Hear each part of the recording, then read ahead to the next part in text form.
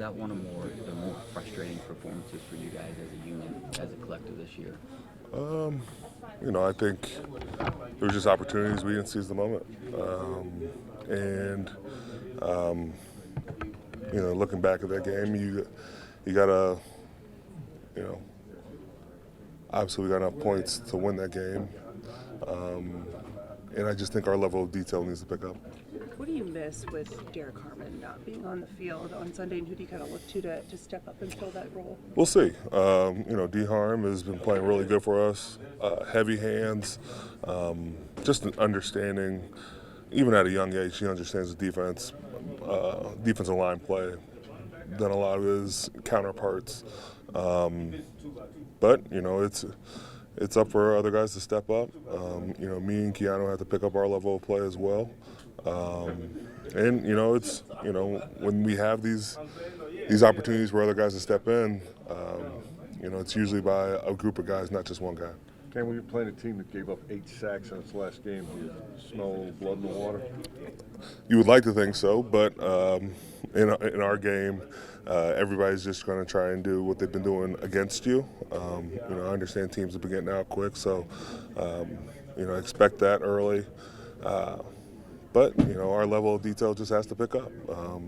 We got 6 games to really right this ship and get going, and I'm looking forward to that. Cam, have you identified the details, and then how do you take those into it? Hopefully, I think so. I think our execution has to pick up.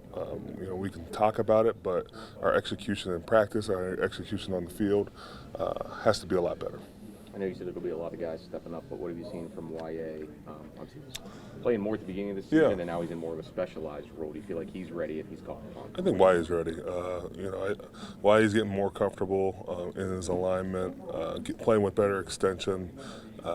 He's coming away with some big plays for us. That fumble, he just ripped it from the guy's arms. You need that from your young guys who are continuing learning, but he's in the right spot, and I think he'll be ready to play. What did you see from him on that play? We were sitting in the press box. It seemed like he came out of nowhere and then emerged from the pile with the ball. Just what does it say about his determination? All you do is see some big creepy hand just get hands on the ball and start to prowl at it. And when he came up with it, and we were all kind of surprised, and I think the rest were a little bit confused. And but you love it on our side of the ball. We talk about getting the ball away and whatever it takes. And, why he was able to come away with it. Was he pretty pumped? Because he's Yes. the most excitable guy when we see him around here. He's pretty pumped. You just got to get him in the right mood. You got to have food or beer, and then he gets really excited. Or a quarterback to hit, Yes. I guess. Speaking of hitting quarterbacks, when you look at the tape in the early portions of the week here, it seems like Josh Allen's really taken a lot of sacks on third down. I think it was like a 15% rate or something like that. What are you guys seeing that might be beneficial to you? Obviously not talking schematics entirely. Josh doesn't want to play superhero ball, but he's the closest thing to a superhero in our game. He can make a lot of things happen, and that's athletic ability, that's arm talent, you name it, he's got it. And when he usually extends play, he's finding Shakir or others open. So we have to use that against him. It's usually a lot of guys run into the ball because he will make 2 to 3 guys miss per play. So, it all goes hand in hand, but it's really going to stress our defense. So if he's a superhero, does that mean you guys have to be super villains this week? Yes, we do. Ken, do you feel like any of the issues are schematic in nature on defense? It's not just schematic. I think we all have to take accountability. Schematic, execution have to go hand in hand. You might not have the perfect play, but if you have the perfect execution, you can make things go away. Cam, what's the biggest challenge in stopping James Cook in this Bills rushing attack? The fact that he can jump out of any block. He's able to bounce anything, get upfield, and when he gets his feet going and he sees a lane, he's able to go 0 to 100 pretty fast. So many guys have to be in their gaps. We got to get off blocks, and we can't give those creases to them. Is it a different offense because of? It seems like they're using Cook more than they have in the past. Yeah. I think Cook is just, every year you've just seen him build. A couple years ago, I think they fired Dorsey, and then they just really started relying on Cook, and you just saw the explosion from the run game. There was one game I feel like they were playing New England, and all they did was run the ball. It was nothing but runs. But that's a testament to them just feeling confident in them and, not trying to put everything on Josh's shoulders. How are you feeling coming out of Sunday, but also Friday? Great. better than I did Friday. Otherwise, anyway. Better than I did on Friday. Get bumps and bruises along the way.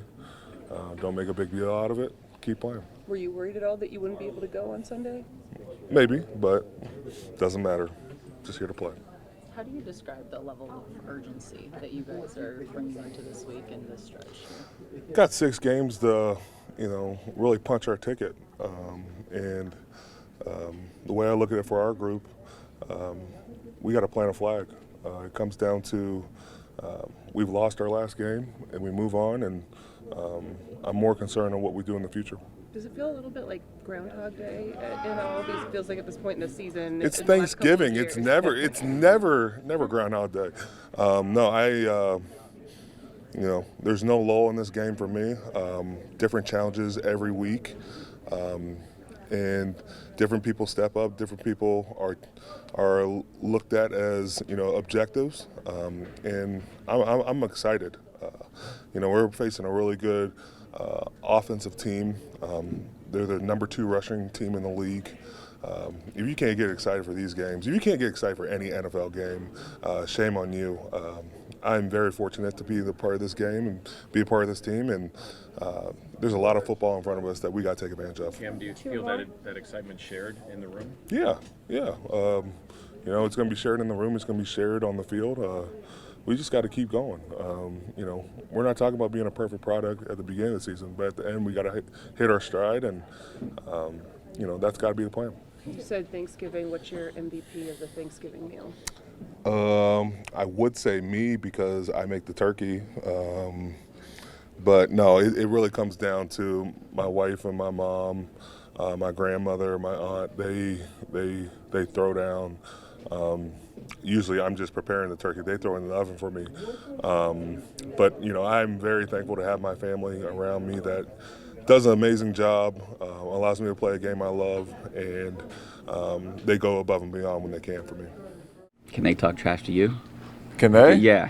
Oh, yeah, they have been. Of course they've been, because, I never got a win against them, so they think that's funny to keep saying that. But, we got a national championship last year to show for it. So I'm excited for this week. It's going to be fun. You excited for the game? What can you guys do on defense to kind of turn things around and get that roller coaster going the right way again? Yeah, I just think, we're so close to, executing at a level that, is our standard. And I just think the little things we're still cleaning up and, looking to put together, a complete performance, because we've seen what we're capable of. I think just sustaining that for a whole game, for 4 quarters is going to be key, especially when you're going against an offense like this. And I think that we're moving in the right direction in a lot of areas. Jack, mentioned have you seen an going in- opponent that has given up 8 sacks in its last game? What's that? When you see an opponent that has given up 8 sacks in its last game, does that make an impression on you?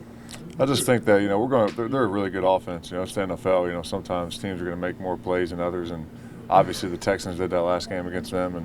And obviously as a defensive front, you always want to get to the quarterback, and we're going to have to get to him and affect him because he's one of the best players in the league. So I think we've got a big challenge ahead of us in that area. Jack, what do you do during the week to clean up those details, and then how do you carry that over into Sunday? Yeah, I think it starts with practice. It starts with identifying them, which we have, and then correcting them and making sure them up in practice and doing it in practice first, because what you do in practice you're going to do in the games, and I think that's key to that.